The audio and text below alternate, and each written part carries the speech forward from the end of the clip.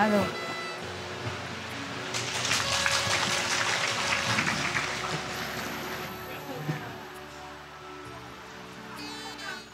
Hả? 好美啊，真的啊。专家也是好美啊。哎呀，干什么都说美，怎么办？中国味道哈，啊，你们喜欢哈？啊，中国的味道。看到你们来这么多人，我也很高兴。嗯。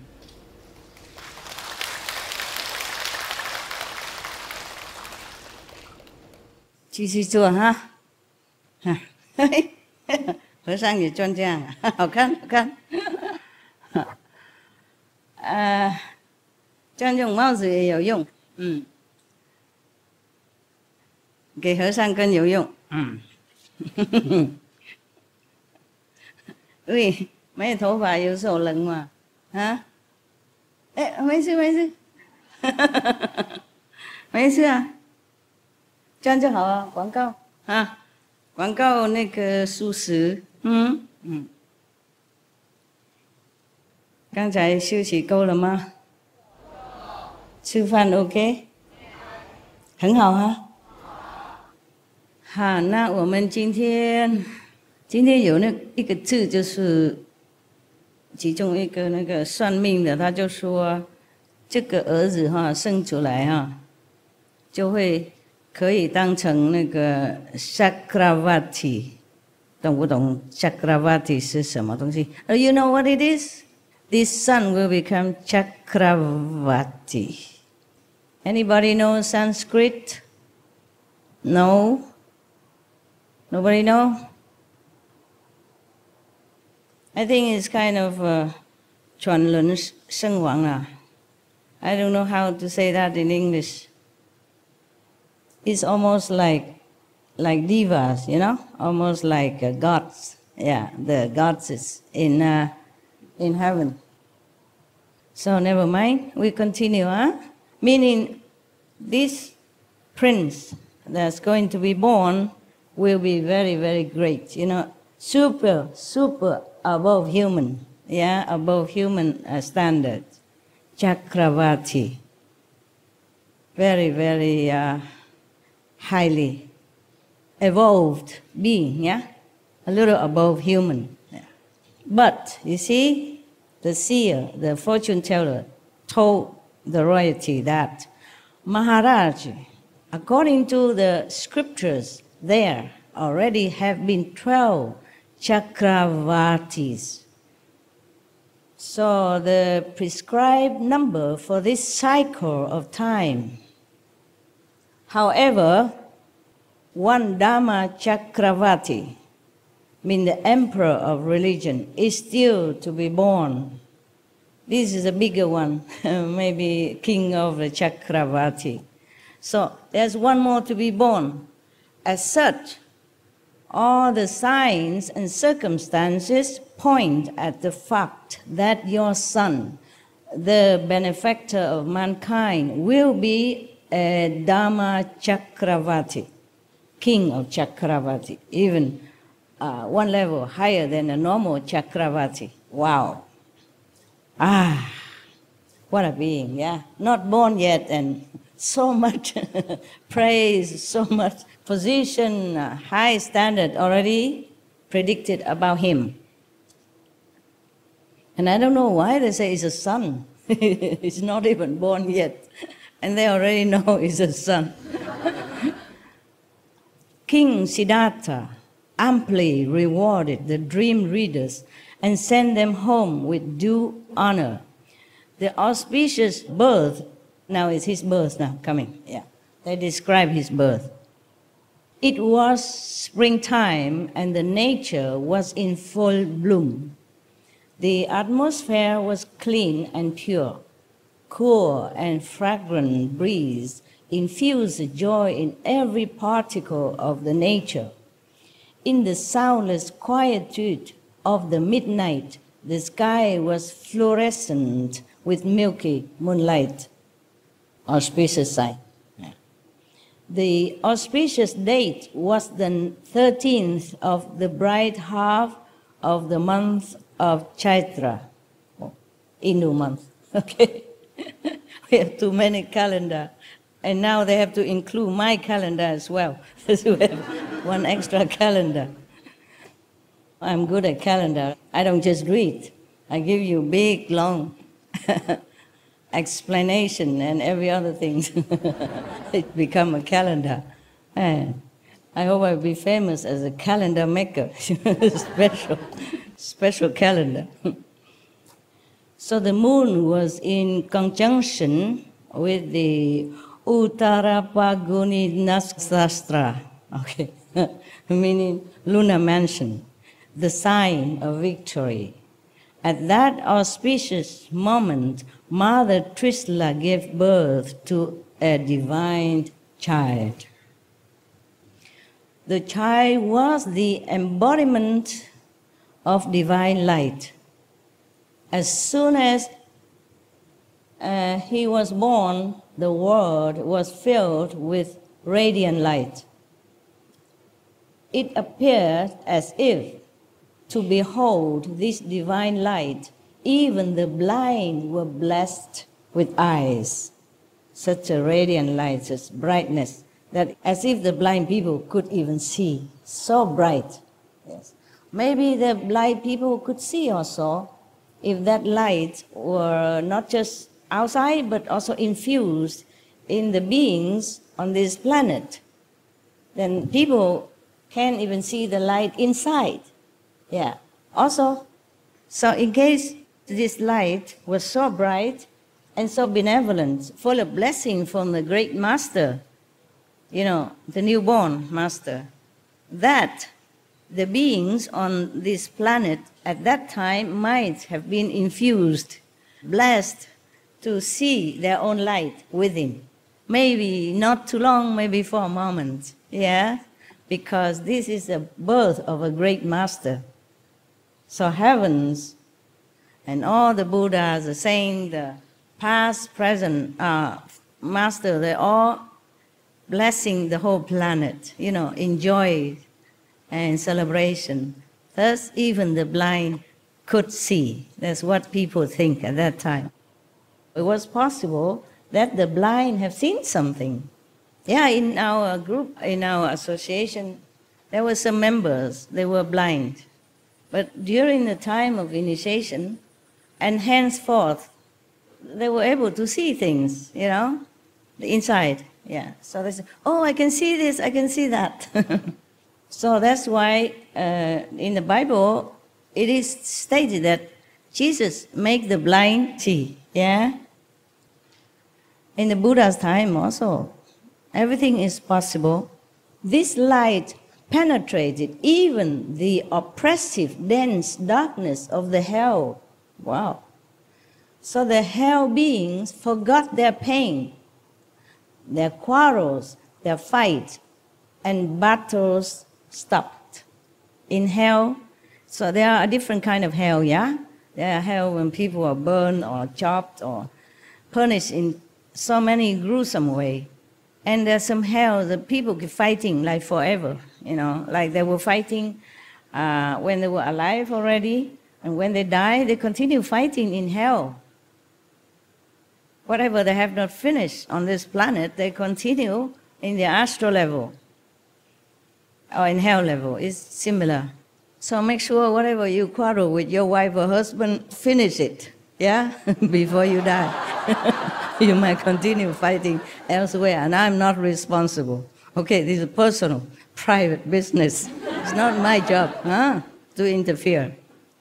So all the battles, in hell, or maybe between hell and heavens, also stopped then.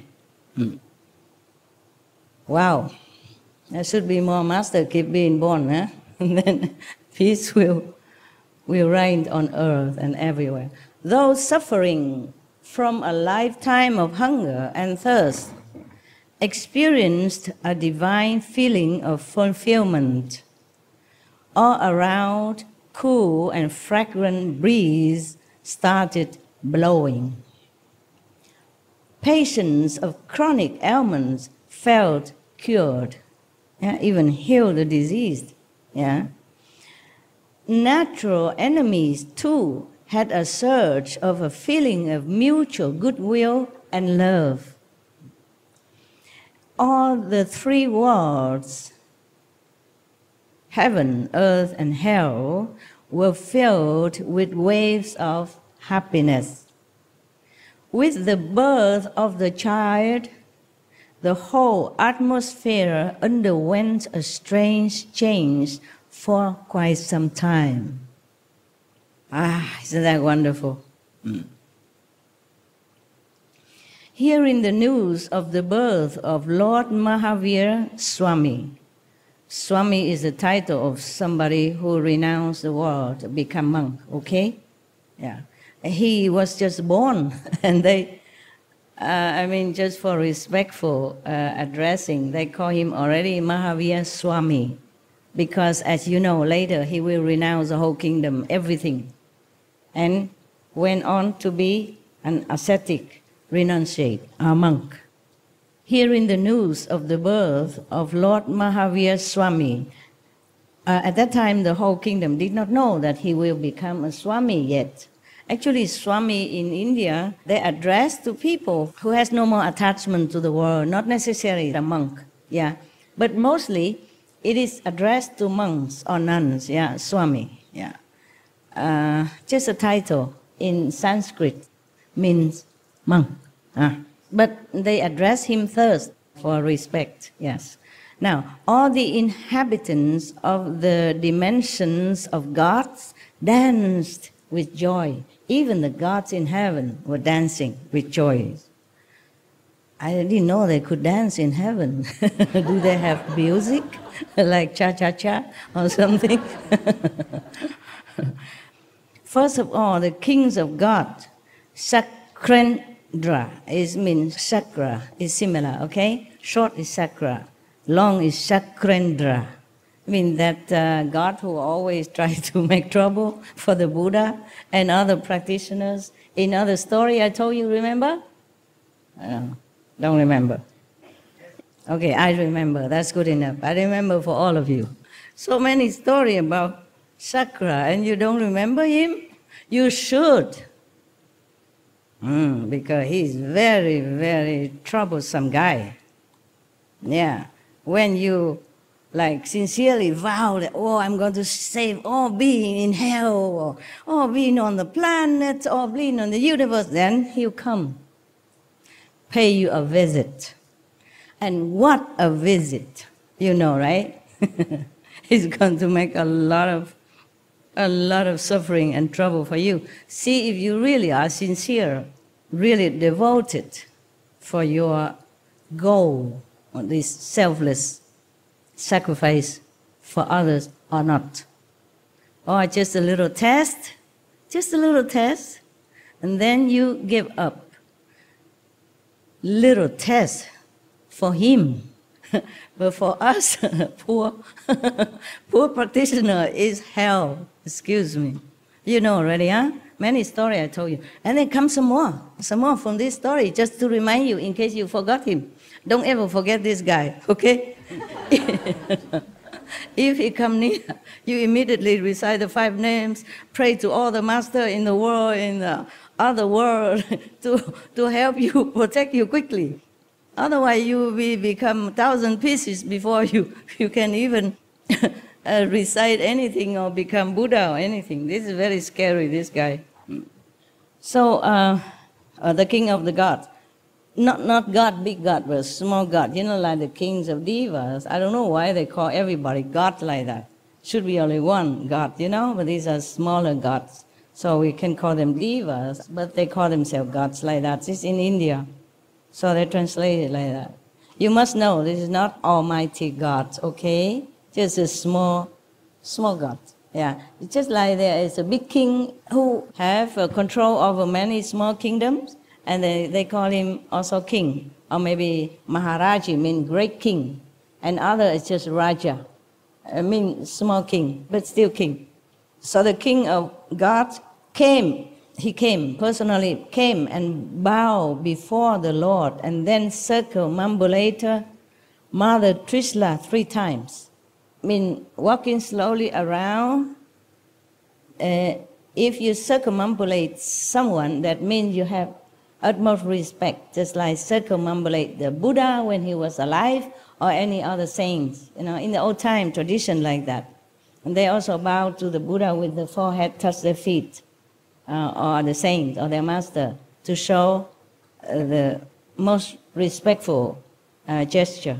So he circumambulate the mother even, the Queen Trishla 3 times. Sometimes they do it 7 times. It depends.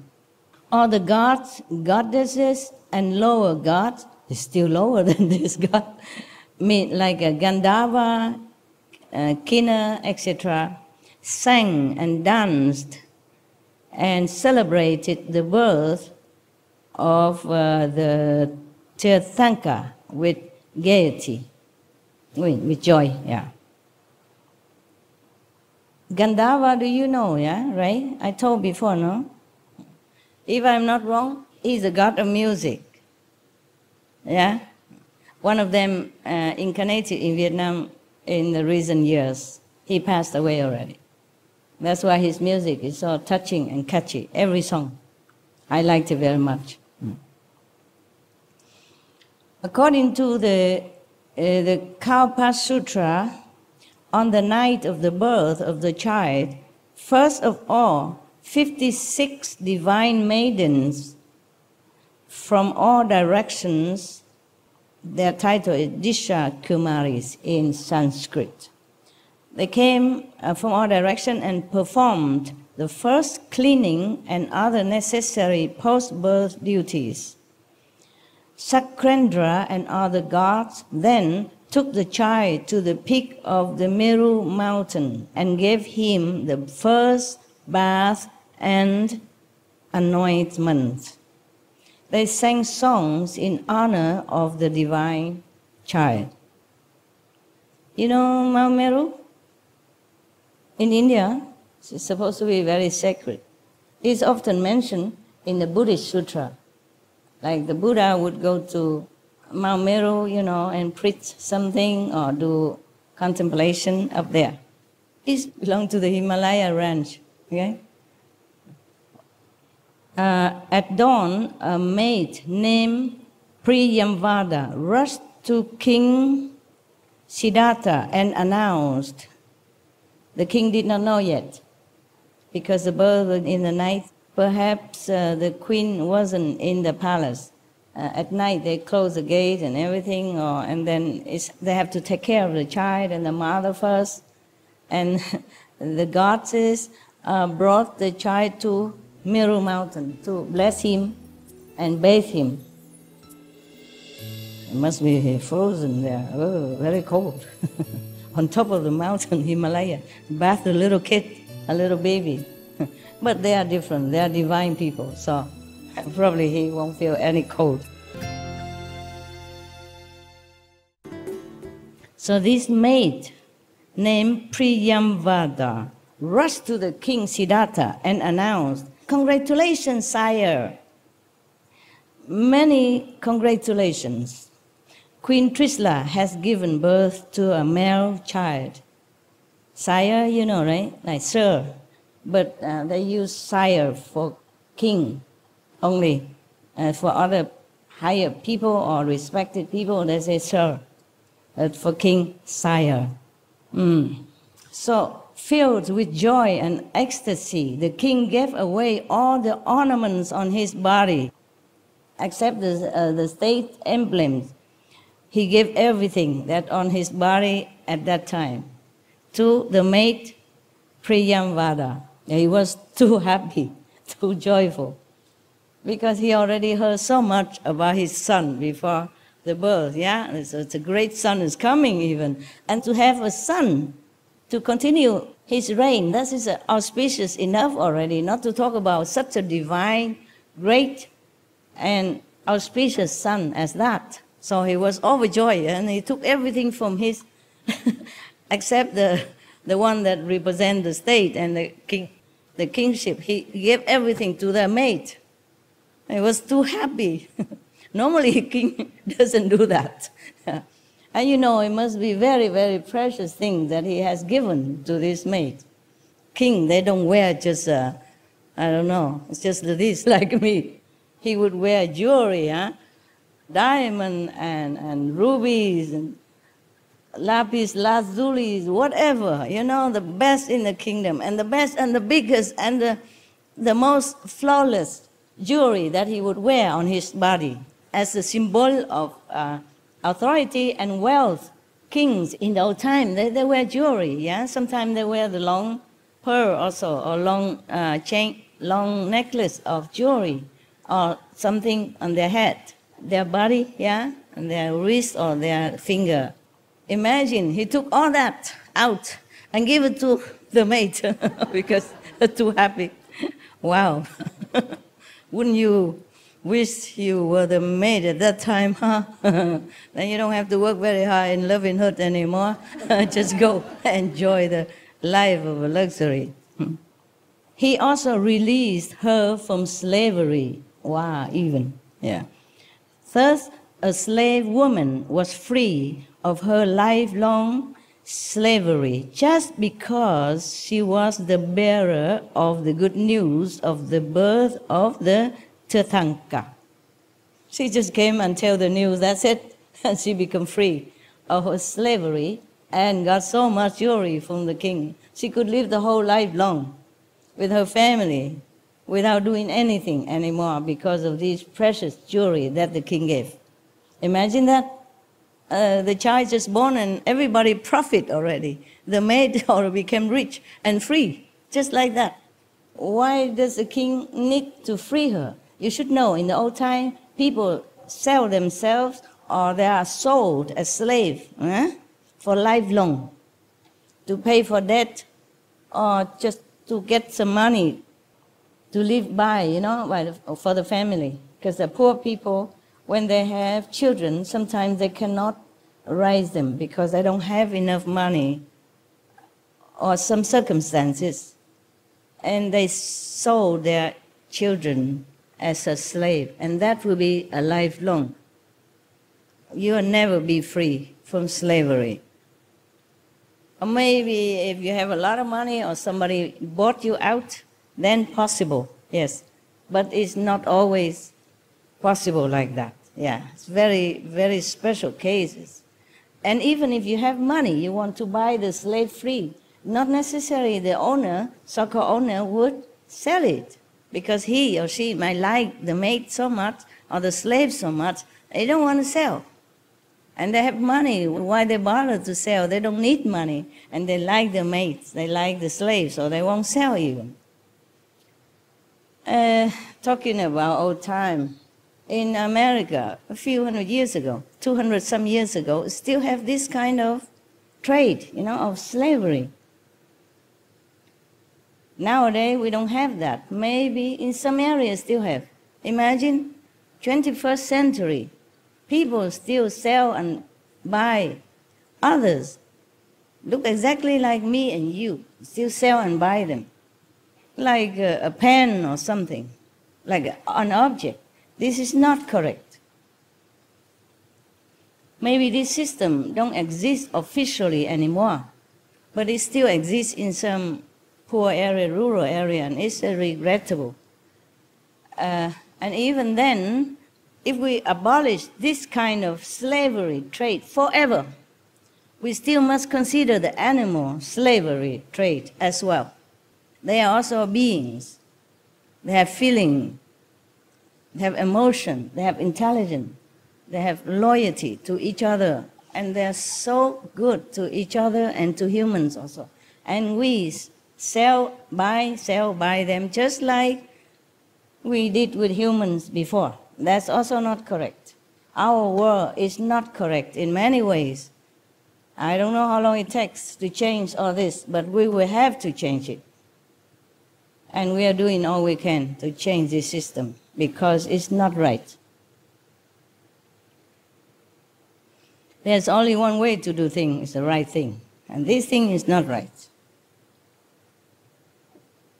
no matter what country or what government, if they have some thinking, yeah, some little sympathy in the heart, some understanding of what's right, what's wrong, then this slavery of humans and animals should be abolished long time before I was even born.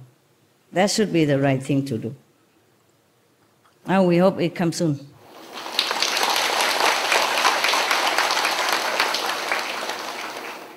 Now, the prince was born. So of course they're going to celebrate, huh? And they're going to describe to us the celebrations of this great being called Mahavira. King Siddhartha called his prime minister and ordered thus, tell the officer in charge of celebrations to organize unique and special birth celebrations.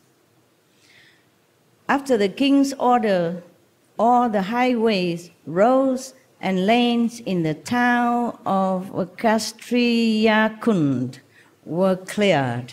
Perfumed water was sprayed, and bunting, garlands, and leaves were lavishly put everywhere. Sweets and gifts were distributed. People danced with joy. The whole town echoed with felicitous songs and music. Yeah, big celebration. Maharaji Siddhartha had an inspiration. He called the prime minister and said to him, "The celebrations of childbirth in the royal family are part of the tradition. However, on this particular occasion, I want something new, something unique."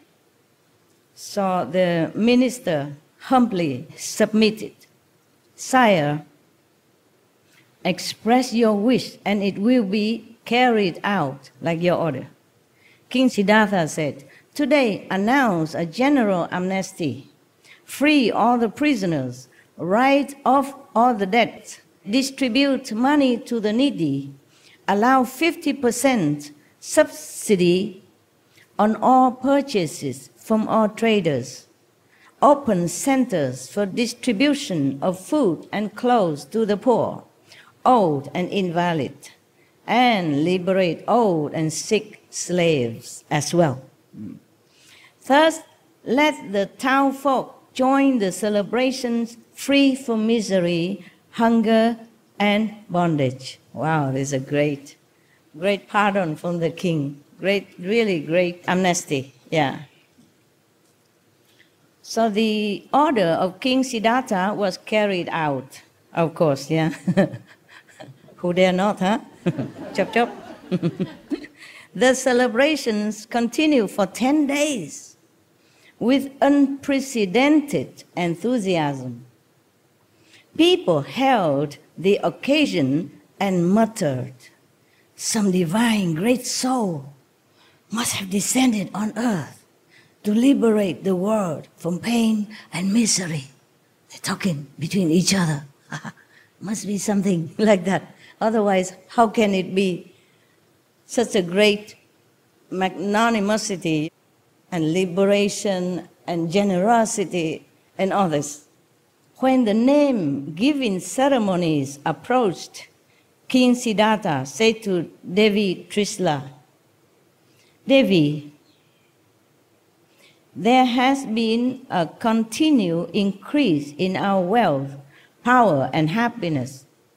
As such, I think we should name the child as Vardhaman. Vardhaman means ever increasing, always progress, yeah, improved." Queen Trisla consented with joy.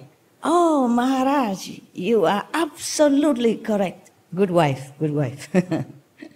This child is certainly going to accelerate our all-around development." Yes.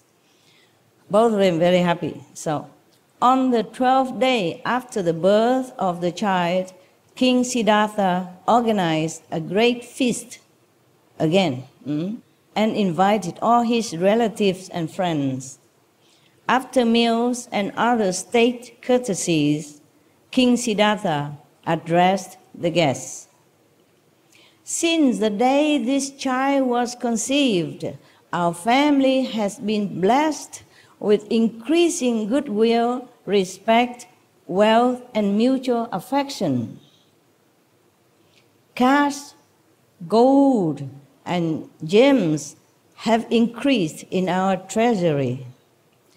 The public has gained health, peace, happiness, and goodwill.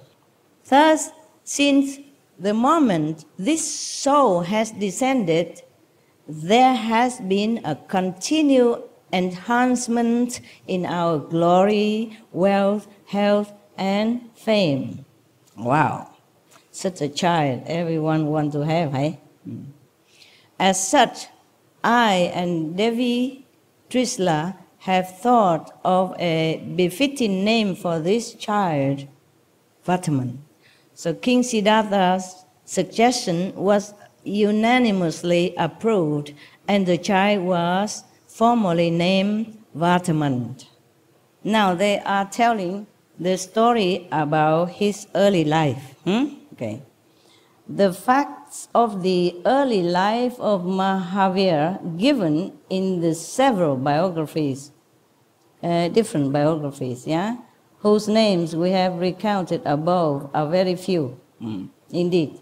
The later accounts have connected him with certain anecdotes, myths, and miracles, but they appear to have been alienated from the other traditional sources and cannot therefore be justifiably recounted as the facts of Mahavira's life. They think some of the biography are too exaggeratedly mythical, in content, so they just forget that. Just like not a reliable source, It's more exaggerated. It's like just like when people so much respect and revere someone, and they just adding things into their life which has not truly existed. So they think they cut it out. There is, for instance, an anecdote in one of the Digambara books illustrative of Mahavira's supreme valor, which runs thus. One day, Chakravarti, while talking in the assembly of gods, stated, "There is no person braver, more courageous, and stronger than Prince Vataman." The king of the gods in heaven supposed to say to some subordinate gods like that.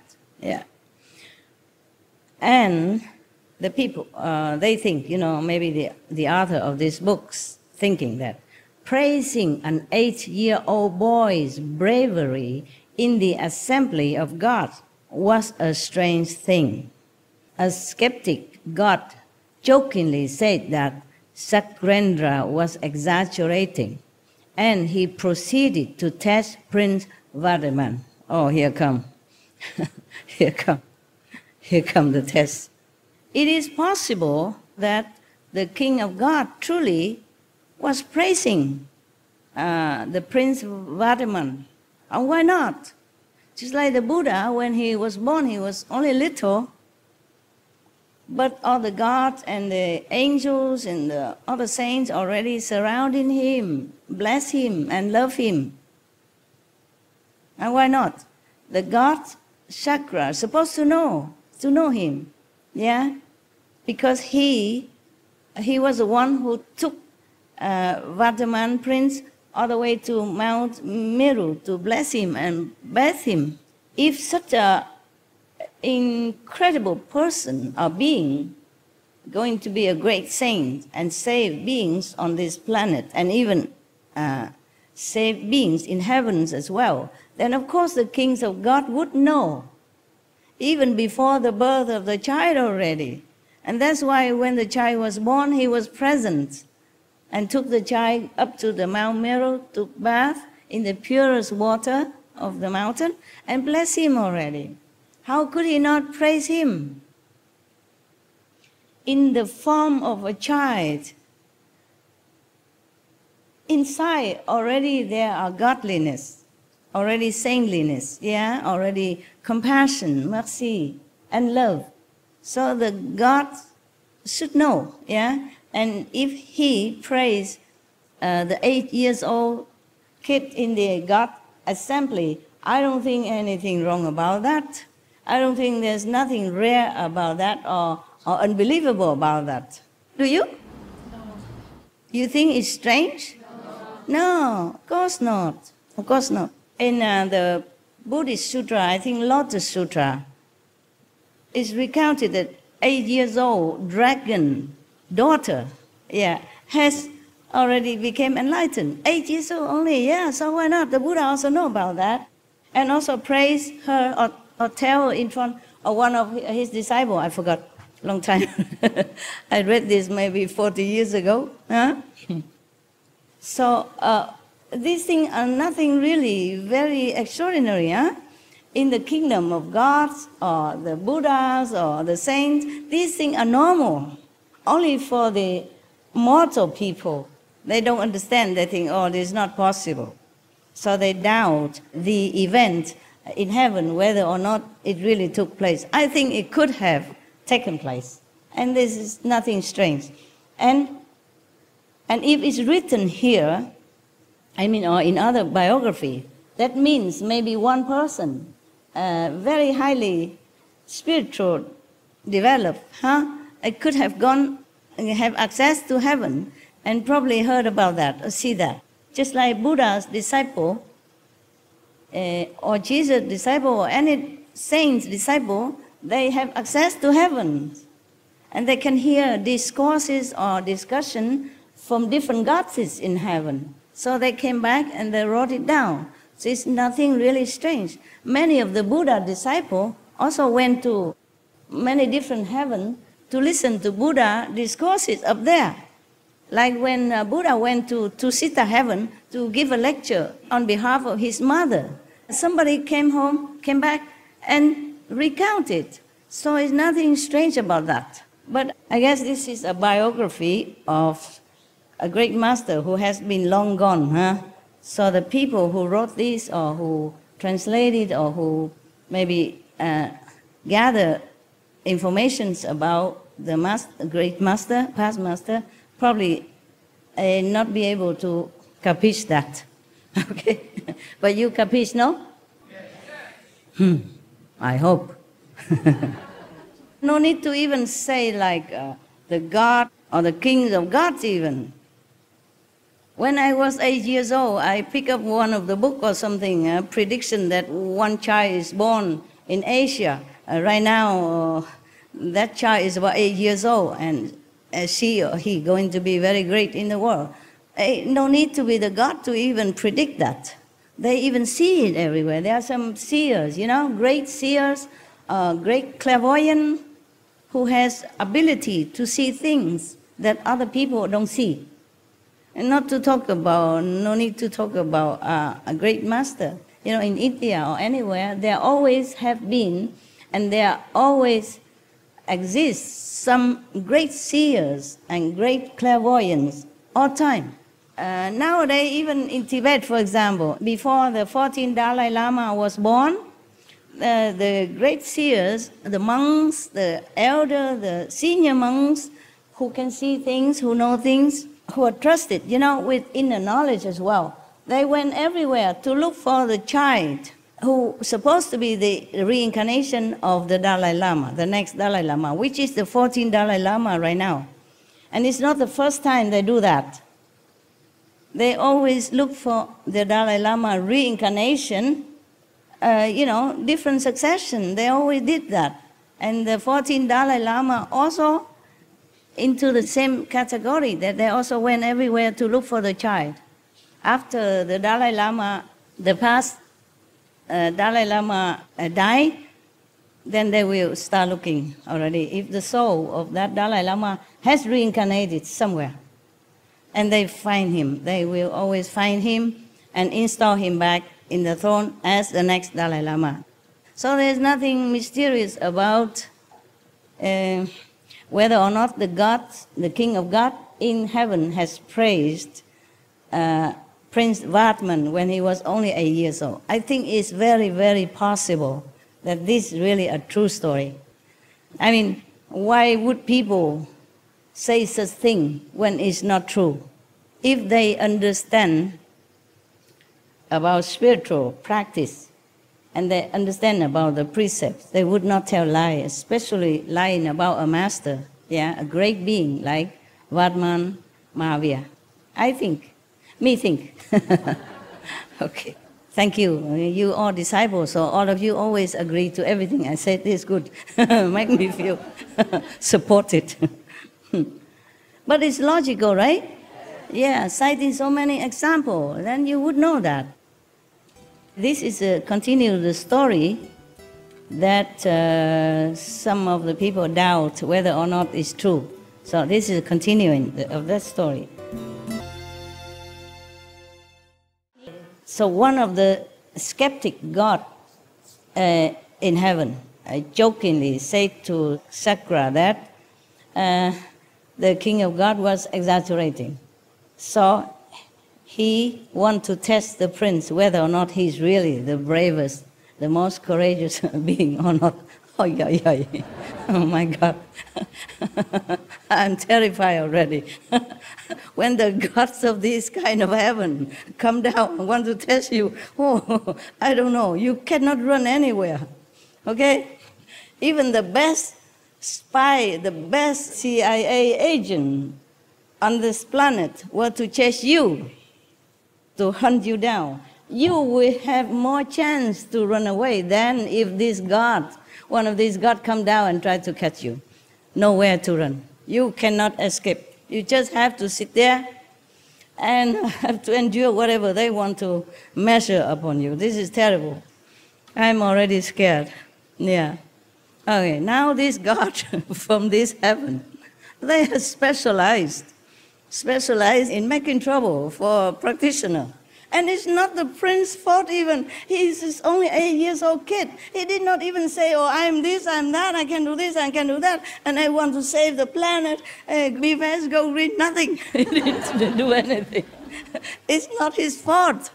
If he grown up already and vowed to save all beings or saying such a great thing like that, then possibly the gods should come down and test him. But it's none of their business. I'm telling you, I really don't like these gods at all. They should just mind their own business. In heaven, they have everything they need. They're so happy, joyful. Why do they mess with us? We, the mortal, we do nothing wrong to them.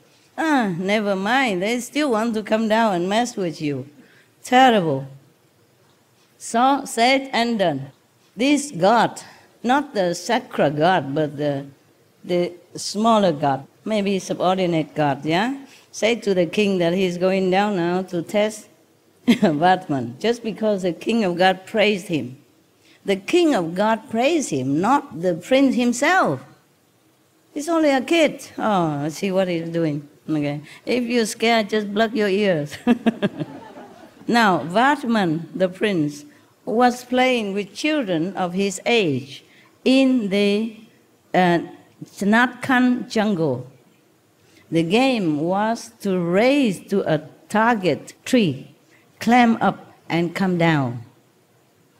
It's a kid's game, And get to that tree, whatever the tree they designate, climb up and come down. So easy. Whoever is the first one to reach the ground was the winner. Maybe they all climb up together at one time, and then they all come down together. See whoever come down first. So Vartman ran the race and was first to climb the tree.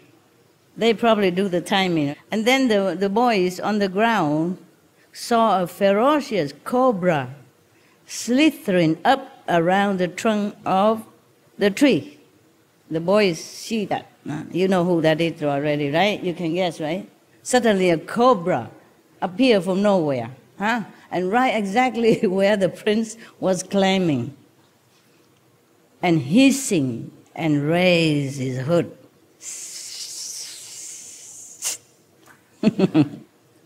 The boy started trembling with fear and run away. Yeah. From a safe distance, they run away, far away already from the cobra, and they shouted to the prince, "Batman, do not come down. There's a black serpent on the tree trunk. Don't come down." Batman, already on his way down, saw the snake and also heard the call of his friends. He shouted back, "Be quiet, don't be afraid." So he jumped down. The snake followed him and hissing and leaped at Batman, jumped at him. Yeah.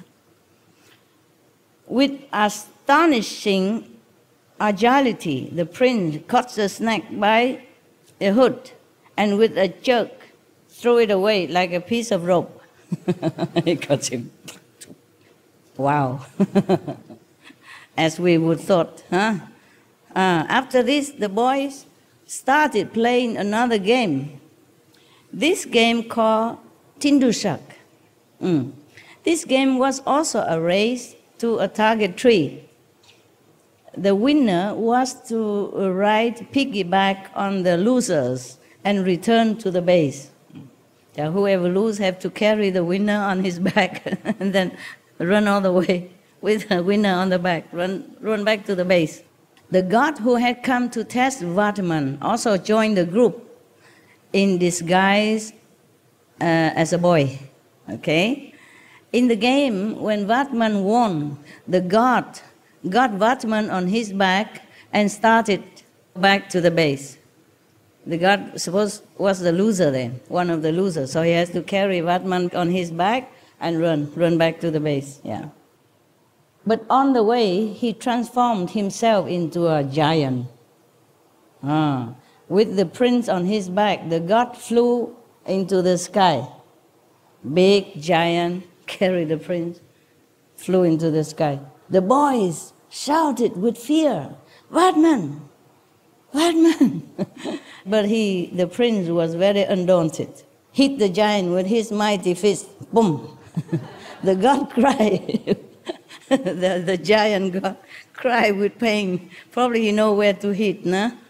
Maybe here or eyes or whatever. I don't know where he hit, but the god was crying in pain and had to land back on the ground.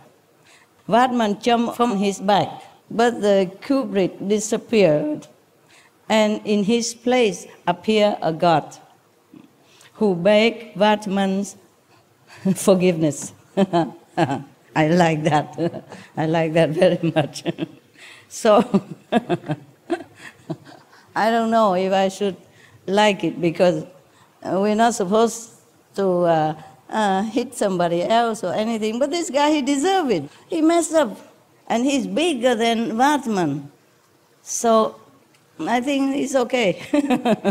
If it were me, on this giant back, I would also probably given him some of my kung fu. Yeah.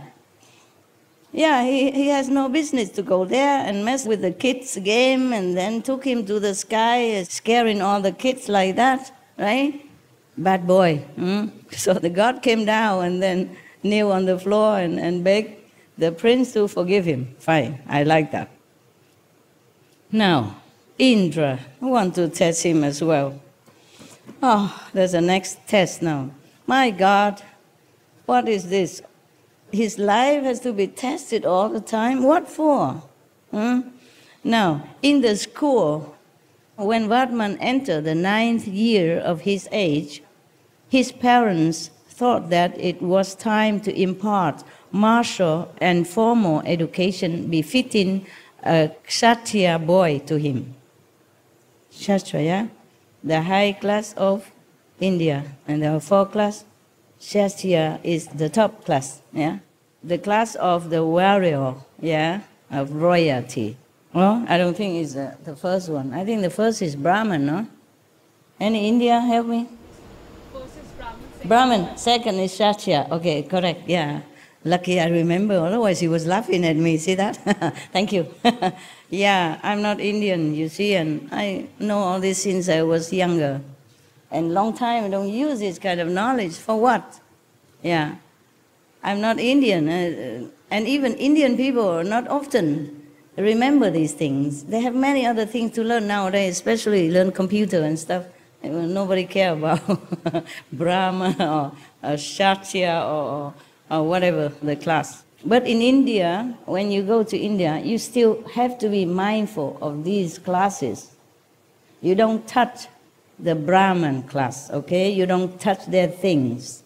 You don't try to go too near to them or utter something that's disrespectful. Even if you go in their kitchen, your shadow is already making trouble for you.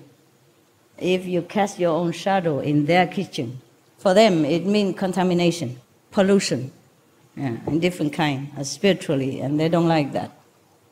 So therefore, the prince has to learn martial, not just formal education, but martial art as well, because he's a Kshatriya class, okay? Warrior, yeah. They decided to send him to school. So when he went to the school, he offered his respect to the teacher, just like any other ordinary student. In spite of having all worldly knowledge since his birth already, by offering respect to his teacher, Vatman honored the age-old traditional ideals. Even if he knows everything already, but he went to school, he must offer respect to his teacher. Just the same like every other child, huh? You maybe prostrate in front of the teacher, maybe 1 time, 2 times, 3 times, depends. And then you make some offering, yeah? That means you accept him as your teacher and you respect him.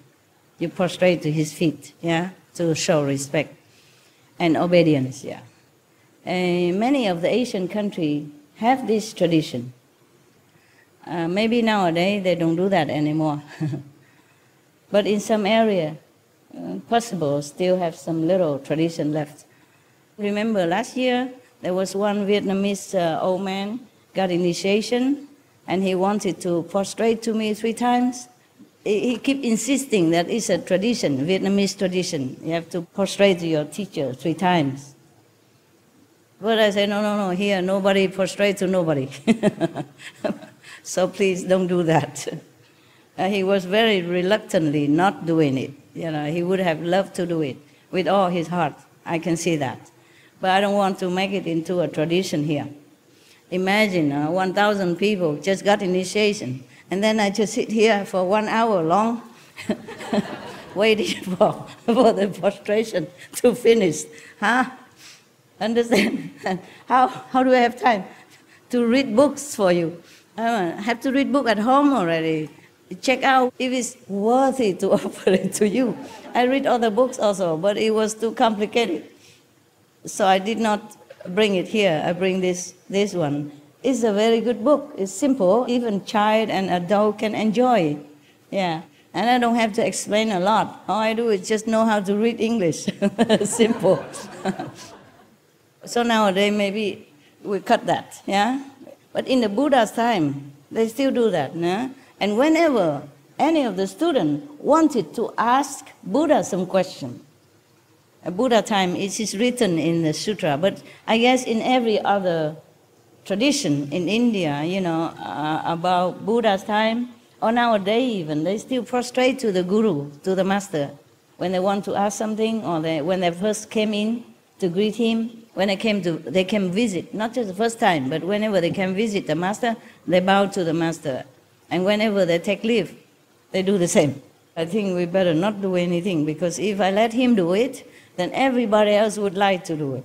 And knowing you will take your time, and you will keep looking, and you try to do it very slowly, and 1 extra bow and 2 extra bow, and then, my God, it will take forever. Even I respect traditions, and it's not a bad tradition, but logistically speaking, it's not practical. Okay, huh? Yeah, I know many of you also want to do that. You keep asking me, but no. Okay? No is no. N-O, no. We don't need this kind of respect. we respect inside, okay? We respect by keeping the precept, by being vegan, by meditating diligently, yeah, and really trying to abide by the master teaching and try to go home. That is a real respect. Outer respect, anybody can do. Inside respect is harder.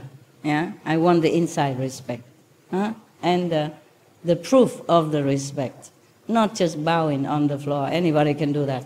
But believe me, after I die, they probably make a statue out of me and put me somewhere, and then people will still come bowing, because at that time I cannot forbid them. I cannot say anything. Right, so the teacher gave him the first lesson of the alphabet. Vatman listened silently. After some time, the teacher called him and asked, "Prince, you are just idling. Why don't you repeat the lesson and try to memorize it?" Yeah. The same like my father told me when I was young. "Why don't you ever study anything at home?" I say, "I know it already by heart." So I read it to him, and then he believed me. Yes, I read without a book, yeah? Without a book. So in reply, Vatman recited the full alphabet for the teacher. The teacher was very, very surprised. While he was trying to fathom the surprising capacity of the little boy, an old man, an old Brahmin with a tilak on his forehead. Yeah, you know tilak, right? India people, they put some red dot in front of your forehead here, between the eyebrow, a little bit up. Good idea, no? That was a tradition before. The teacher would have put something here, yeah, so that the disciple always remember the third eye. So they reminded each other, Or when they look in the mirror, seeing the tilak in front of the forehead, they would not forget where to concentrate. Yeah? It's a good idea. Everything you know of value is inside you. So whatever I told you outside, I told you already, it's just pastime, no? It's worldly knowledge. Whatever truly divine knowledge is imparted to you without language, without words. So you have that already, yeah? And every time you come to see me, I just entertain you. So now we continue with the prince.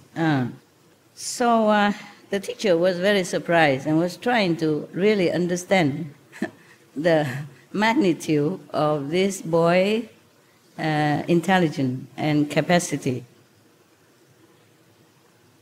So there was one old Brahmin with the tilak on his forehead enter the school. Yeah, one day. The teacher greeted him and offered a seat.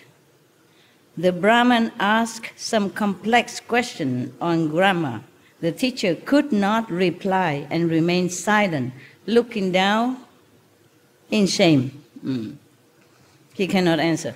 Yeah. So the Brahmin smiled and said, "Acharya, please do not bother yourself. Teacher, don't worry, Maybe I will ask this little new student of yours. Maybe he can solve my problem. If you allow me, may I ask him?" The prince, yeah. So the teacher consented, and the old Brahmin put the complex questions before Vardhaman. Yeah.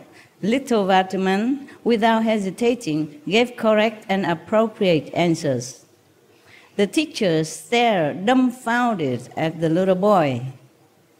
The Brahmin smiled and said, "Acharya," teacher, "please, Acharya, don't feel insulted. You are not aware that the sun of knowledge of this era is present before your very eyes as Prince Vardhaman. He is the future Lord Mahavira Swami, the omniscient." Nothing he cannot do. So it is believed that Indra compiled his questions and Vardhaman's answers into a book named Indra Vyadaran, mean the grammar of the Indra. Indra is another god, yeah? Maybe lower than Shakra, but also very powerful, okay? He's lower than Chakra, right, or higher? Lord of Rain. Huh? Lord of Rain, yeah. Lower than the Chakra. But he is still very powerful, also capable of testing. Beware of all these gods. They are not always very friendly. I don't know why they're so scared of us practitioners. I mean the real practitioners will be always tested since little already with all kind of things. Maybe centipede bites or some sickness or some kind of scary situation and family trouble, you know. When you were little already, they already test you how you solve this family problem for your parents even. When parents are helpless, how you help them also. I had also some cases like that. Yeah. So they even compile these questions and answers into a book. Yeah, I mentioned already. Okay, this is two gods have tested Vardhaman. Yeah, two. But these are nothing. These tests are nothing, believe me, compared to the one that Lord Mahavira had to endure afterward in his adult life and in his ascetic life, seeking the truth. The more determined you are to help humankind, help all beings, the more tests you will have to undergo. And not everyone passed the test. That's why we don't have many masters. Because some tests are very, very severe, above human endurance and intellect and capacity. Okay, now they are talking about Mahavira's family. Okay, we will finish that. And tomorrow we will talk about his life as a monk, okay? Ascetic monk. Not just normal monk, but ascetic monk. Extremely ascetic, yeah.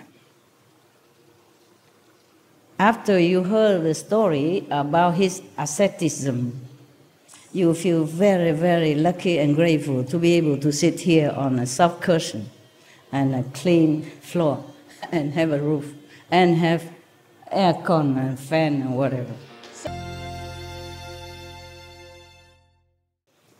Nowadays in India, people still practice asceticism like that. I saw many of them. Maybe not the same as the Lord Mahavira, but I'm just telling you some of the ascetic style that the monks in India practice, like the sitting on the nail bed, okay, without flinching, without moving.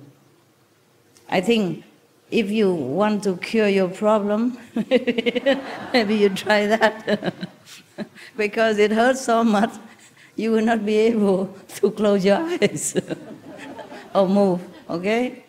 The more you move, the more it hurts. And after a while, their mind is so strong that even the nails won't pinch their body, yeah? So strong, practice, yeah? But until then, I'm not sure how many holes they already have on their body, yeah? Just like in Taiwan or China or Asian, they practice Qigong, huh? And they can lay on top of broken glass and somebody even punch them on it and still nothing hurt them. The glass will fall off their skin just like some baby powder, yeah. Yeah, I saw that. Or if somebody put a spear sharp into their throat here, this is the most sensitive area, no? Put it here. And somebody push it, you know, one or two or many people push it, depends on how strong the practitioner. And the spear will bend, you know, but their throat just have a little red color, a little bit red, like you scratching, that's all, nothing happening to them. Yeah, that's practicing Qigong. In our group, there are some people also like that. Yeah, they did in front of me. Before, when I don't have a lot of you, and me and the long-term resident, one of them also performed this act. Yeah, it's probably recorded somewhere. Just for fun, huh? And I also show off sometimes, like I lay down very flat on the bed or just on the table. And I dare a big, strong boy come and lift me up if he can. Cannot. Long time ago. I don't test now. I'm not sure. Long time I don't do that. Yeah. One of the residents, very strong, he cannot lift me up. Maybe he just pretend he cannot, so make me happy. But many times he tried. It doesn't work. That guy is still alive, huh?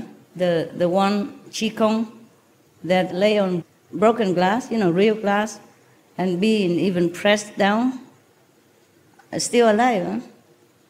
And the one that put the spear on him, and it doesn't hurt him, but the spear bend, yeah? It's still alive, huh? I make them use their muscle power and Qigong power to do woodsmith instead, making lamp and stuff like that. Making use of their power into something more practical. Yeah, nowadays it's very, very, very impossible, very, very unthinkable that somebody would go and push him down on the broken glass ever, or even use a spear to threaten him in the throat anymore. So I say, use that, use the muscle and the talent to make something more useful. And I have some Qigong master like that, and some other kind of Kung Fu master also within our group, within the resident group. Outside, your brother and sister, I'm sure there are many more different kind of talents. They have maybe magical power, they can chop wood, no need knife. It's very economy. You buy a wood for fire, tell him just chop it. No need to buy any axe or anything. There are some people like that, yeah. And some of your brother, or at least one that I knew, can chop a small stone. Small stone is more difficult to chop, You chop the bricks, it's more easy, yeah. Or not for me, of course, but more easy because it's bigger and it has more holes inside. Eh? But the small, compact stone from the riverbed, round and small like this, very difficult to break. Now, one of your brother could. Yeah, I saw it. It probably also records from older videotape. You still can see it. Yeah, we have muscle around, eh? So now they talk about Mahavira's family. I told you I have calendar, no? Talk a lot in between. Okay, continue. The Chinat clan, to which King Siddhartha belonged, was same as the Ishvaku clan, to which Lord Rishabdev belonged. So Siddhartha and Rishabdev both belong to the Kashyap family. These people, these two families, are very proud that 22 Tirthankars came from the same family. Yeah. Mother Trishla was the sister of Chitak, the president of the Vaishali Republic. Because of the parental connection with Vide area, she was also known as Vidyahadatta Dina. Her third name was Priyakarini. Vatma's uncle, or King Siddhartha's younger brother, was Supashva. Siddhartha's eldest son was Nandivadan. Oh, don't ask me what's all this name mean. I just read Indian name, yeah? Probably some important personage. Nandivadan's wife was Jesatha. Vatiman also had a sister named Sudarshana, When and to whom Sudarsana was married is not mentioned anywhere. Probably not important. However, her son, Jamali, was a famous figure. Although surrounded by unlimited wealth and grandeur, Prince Vardaman's mind and attitude was completely detached and purified by the fire of discipline. It was like a lotus flower in the pond. The power and glory of the kingdom never attracted him. Even his marriage to Yashoda, daughter of Prince Mahavira, was due to the affectionate persuasion and pressure by and from his parents. Arranged marriage. Yeah. Yashoda gave birth to a daughter. Even though he was married, he was not really attached to all that. So there is a difference between having things and attached to it. Or not having things, but attached to it. So there were two different ways of attachment and two different ways of detachment.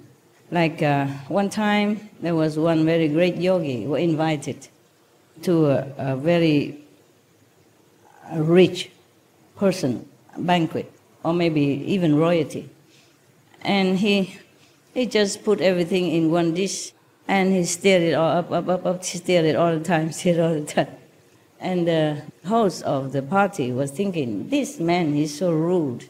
He doesn't taste one by one, and normally if you're invited somewhere, you taste some and you say, oh, this is good and that's good, to please the host as well, as a manner. Yeah, but he don't care. He put everything in and he keeps stirring it. He not even eat it.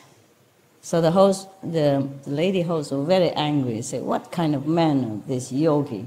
He's supposed to be very greatly enlightened, but he has no manner. Why does he keep doing that? He don't even enjoy our food. It's all delicacy prepared for him and other guests as well. But he just put them all together, like he has no manner and no knowledge of the high society, of the food and of the taste, and he has absolutely no etiquette, no politeness, yeah? He's very rude.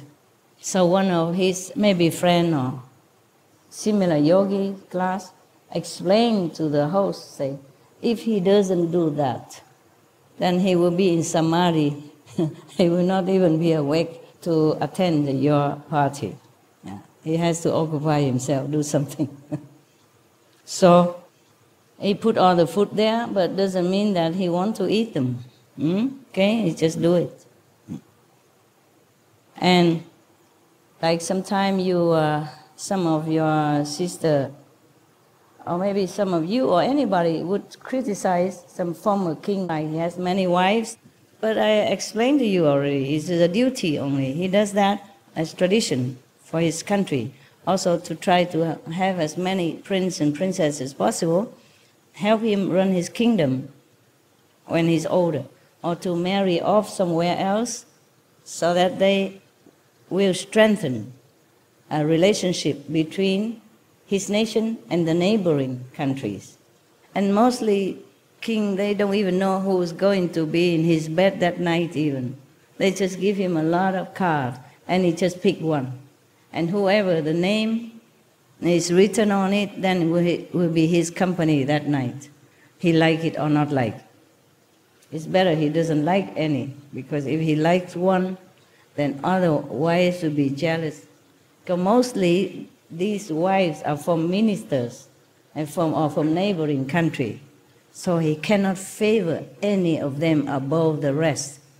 That will make his kingdom shaky, yeah, and endanger his nation. So that is a kind of detachment also, I think. He just fulfilled his duty.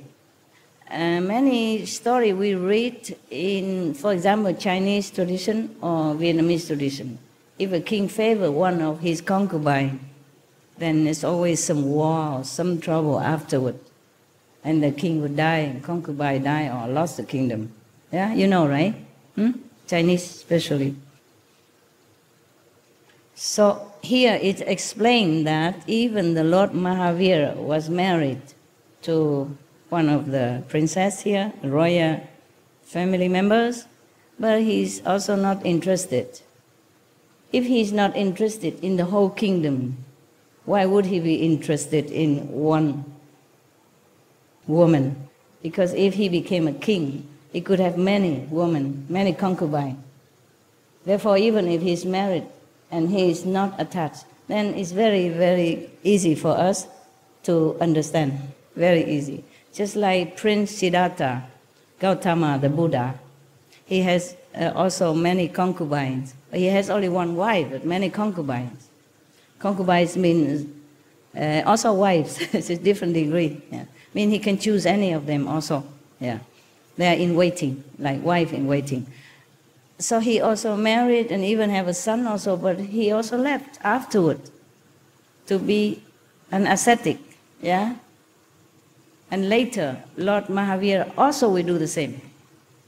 The story is very similar. It's very surprisingly similar. Also prince, and also rich and famous and wealth and intelligent and strong and handsome and even married and have a kid and still forsook everything just to go seek the truth in all possible hard way.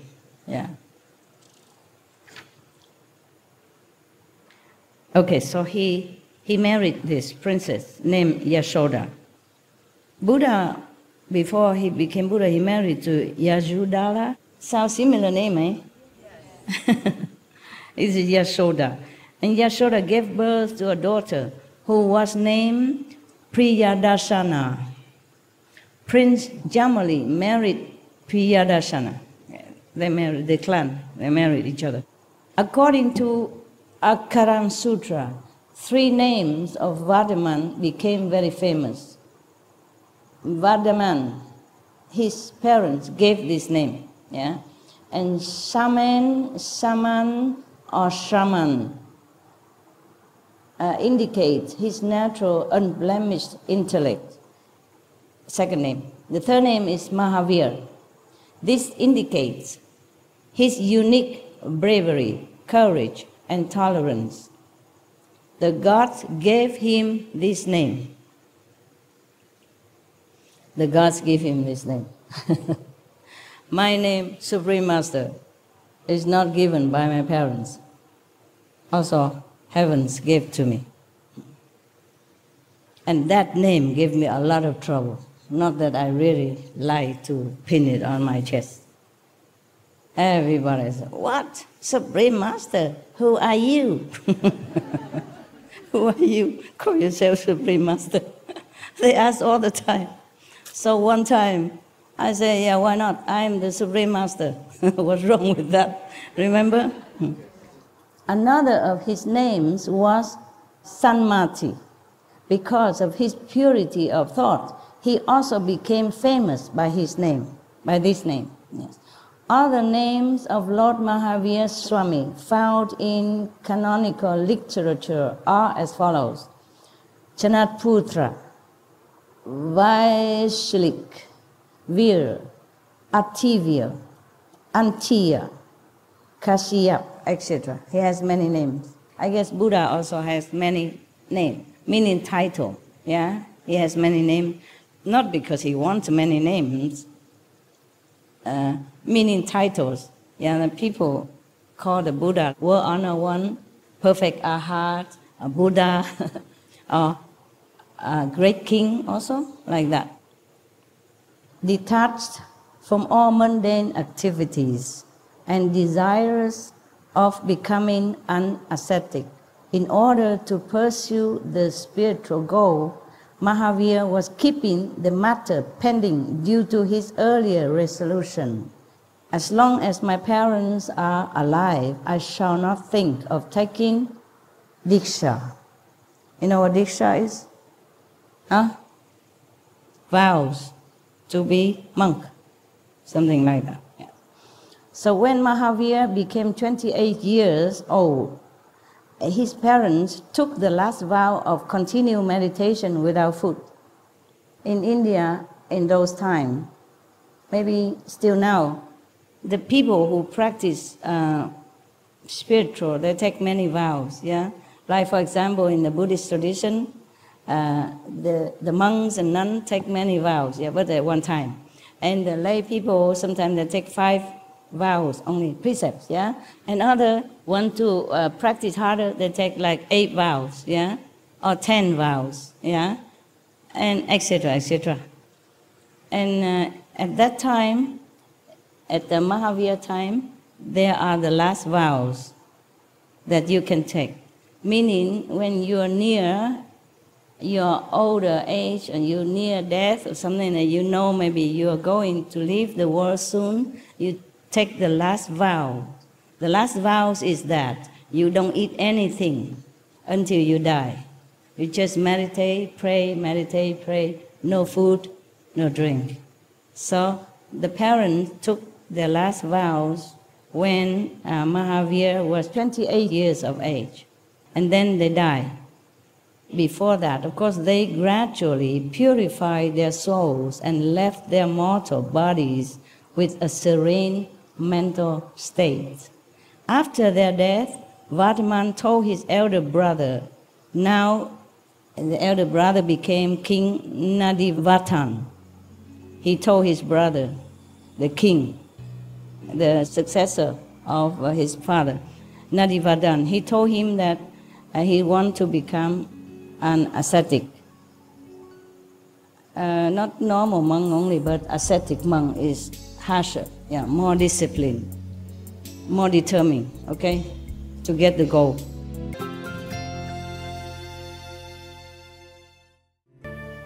A normal monk maybe just follow Buddha, take some precepts, and just a very regular kind of life. But ascetic monk is different. They're really harsh for themselves. Like in India, I saw many monks, they sit under the hot sun of the hottest summer days with fire even around them and looking at the sun same time. That is one of their penance, one of their ascetic practice. And some practice forsaking everything, including their own clothing, that they don't even wear any clothes. They use ash to cover their skin. Okay? And some ascetic monks sit on the nail bed, really sharp nail bed to meditate. And some standing on one leg to meditate. Some standing on the head for a long period of time, non-stop. Some bury themselves under the ground, practicing deep kind of very long interval of breathing. But don't do that, okay? These are special technique you have to learn. And you have to practice long before you can do that. You know, you go into kind of hibernating state, and you breathe once every long while, or you don't breathe for a long time. Don't do that, huh? Okay? Many techniques you can learn, but doesn't mean you can practice. Learning and practicing are different things. Just like some people, same class, and learn with the same teacher to speak English, but some speak very well English, some could not. The ability is different. Some people also, like the yogi, they grow their hair very long like this, yeah, long, very long. And they braid them together. They never cut, they never wash them, just they braid them together and just wash with water, just rinse. And they hang their hair on a tree branch or something. Just so they're standing there like that all the time, or sitting like that all the time, to avoid, sleeping. I see all of you cut your hair short. That's a very wise thing to do. Otherwise, you might tempt you to hang yourself. So many asceticism people practice. Some like they don't eat for a long time, or once every 2-3 days, or only eat when some people feed them. If nobody feed them, they don't touch any food. They don't touch any drink. It's like that. Somehow they're trying to trim themselves in any way they can so that they can detach more and more things, detach from them, so that they can be more concentrate on the goal of finding God. So that's their way of finding God. Different people try different way. There was one story in India, I remember. There was one man, he passed by one yogi, and that yogi was kind of hanging himself with a rope, with a strong rope on the tree, yeah? And then just hanging there. And the person passed by and asked, "What are you doing?" Yeah. And that yogi said, "I'm hanging in there just so I can find God." Yeah. So the man said, "Really? Hanging yourself there can find God? Okay, good." Then he go and try and find some simple grass or something, and he just bind them together and also hang himself very high. And of course the rope broke because it's not professionally done. It's not a real rope. He just bind the grasses together and hang himself up, hoping to find God. And the rope broke. But then he fell down and God just got hold of him. And of course, then he saw God, eh? He realized God. And then the other guy with the strong rope binding forever, that's not fair. That's not fair. He just came, he just hung it a few minutes, and you got hold of him like that. Why didn't you ever touch me or let me even see you? God said, "Well, you are too considerate of yourself. You bind yourself with such a big rope. This guy, he's so eager. He didn't consider his life or security, nothing. He just gets some grass and hang himself up. He's too sincere. I have to rescue him." It's like that. Just like one of the Zen story, yeah? One of the disciples want to see Buddha nature so desperately that he say he had to practice day and night, eating once a day and kneeling on the floor and bowing 1,000 times a day, whatever, yeah? Reciting Buddha's name 10 million times, whatever. And the master say useless. Yeah, because he asked why I don't see any Buddha nature, I don't see any light. Master say useless. What you're doing is all wrong. It's from the heart, it's not like that. So the disciple asked him, "How is it from the heart? Show me. How can I do it from the heart?" So the master put his head down in the water, and the disciple,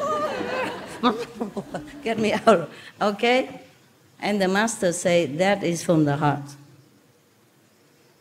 If you really want a Buddhahood, a Buddha nature, as desperately as if you are drowning in the water, like just now, then that is from the heart. Then you will get it." I guess all of you are not from the heart, that's why you sit here, right? I also sit here, so don't worry, we all sit here together. Why was I talking so much? Okay, now we go back to Prince Vardhaman. It's more interesting. After his parents went away to heaven, he told his elder brother, who is the king now, he said that he want to become an ascetic monk. He want to forsake everything, go away. Yeah. So Nadivardhan replied in a choking voice. He's emotional. Yeah. He said, "What? Prince, brother, we just lost our parents, and now you want to leave me as well, to be a renunciate. How will I be able to bear these shocks at the same time?" The brother is more emotional, more human. The prince is not human, I guess not. He's above humans. He doesn't seem to be attached even to emotion, family, or anything. Anything he forsake. So he begged his younger brother, Vardhaman, "Please honor my desire." The new king said, honor my desire, please, and postpone your program for 2 years. Your program, he said. I mean, don't become an ascetic monk just yet. Stay with me for another 2 years. I guess so he has somebody with him, somebody close. Because parents just left, and now brother also leave him. And he has just become a king, a new king. Many things he has to learn, many things he has to take care.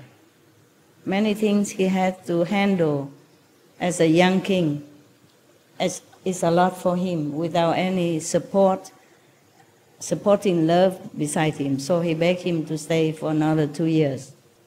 So of course, Prince Vardhaman, has no heart to refuse. So he accepted his elder brother's request and stayed back for 2 more years. But during this period, he lived like an ascetic already, indulging in spiritual practices with due discipline. He prepared himself for his impending renunciation. Knowing about his resolve for renunciation, gods from the edge of the universe arrived and put forth the formal request. Now, the gods come down and ask him something. They ask him thus, "O benefactor of the world, your resolve is great. Please proceed on the path of renunciation and propagate religion for the welfare of the world." Oh, they did not ask, they just request him to do that, supporting him by telling him, okay, go ahead. So Prince Vardhaman gave charity 3 hours every day for 1 year long. Rich or poor, whoever came to Vardhaman was awarded whatever he desired. At the end of 1 year, Vardhaman was ready for renunciation. Okay. That is that for now, eh? Tomorrow I read you more, huh? Thank you for listening.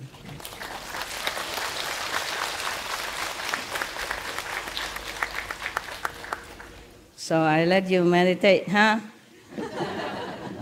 All this way. Yeah. The Buddha said there are 84,000 way of practice, right? We can add a few more for my disciples. The left way of meditation, the right way, and the front, and also the back. So that makes it 88,000. Okay, good night then.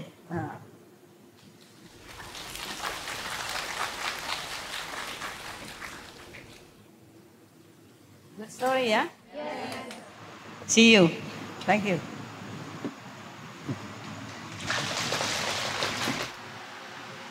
尽量晚上打坐 ，OK？ 就观音哈，观光比较舒服嘛，所以忘记观音很重要哈，观音很重要。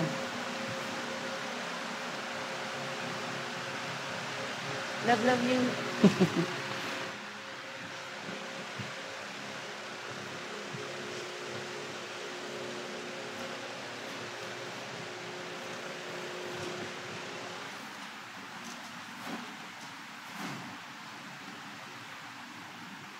为什么都是老人才来呢？啊，大概老了才有时间是吗？啊，小孩长大了哈，太太也累了，管你们管累了，就放了。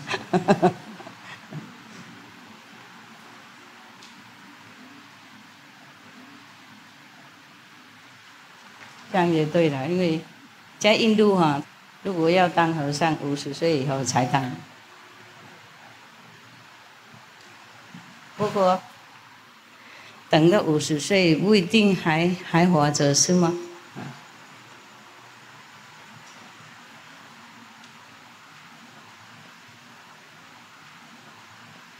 那个就是普通的和尚。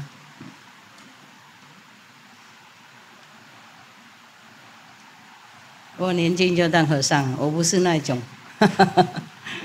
我赶快，那个等50岁也是已经很累了，怎么还能够修行嘛？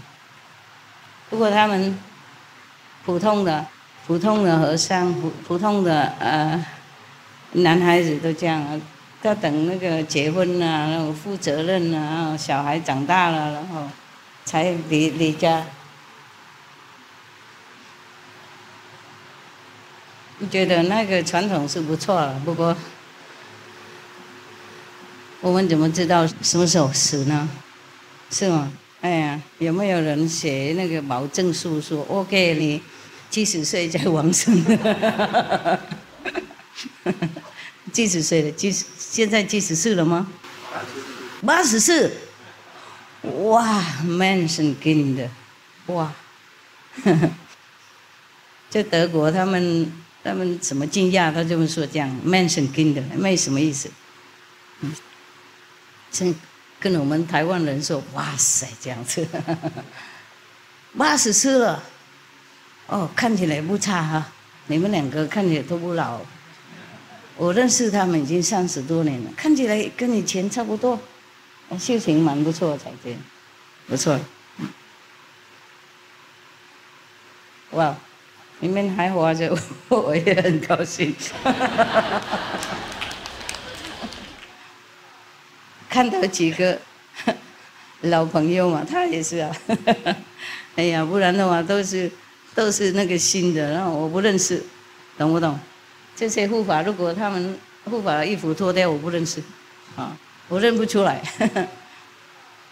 啊，没有几只啊，啊，别的都好像走了。啊，老的阴性的同修不多，那个时候很小，怎么还对师父信心到现在还不变呢？啊？为什么？风波那么多，是不是啊？不会啦，不会，永远真诚。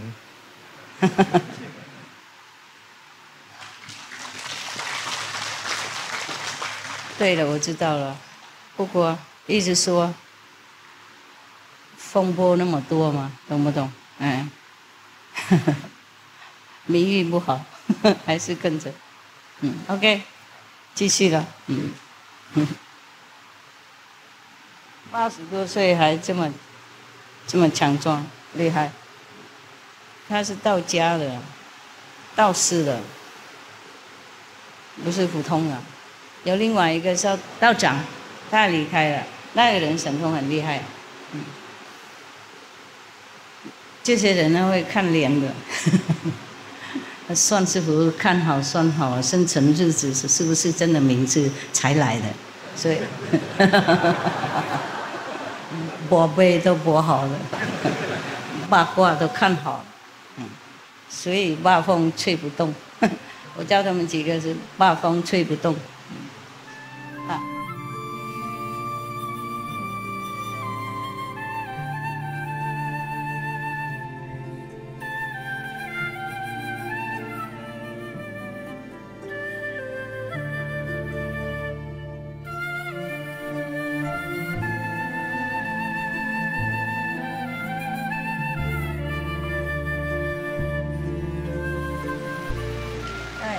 活着哈，要等我哈。OK，Thank you 哈，大家。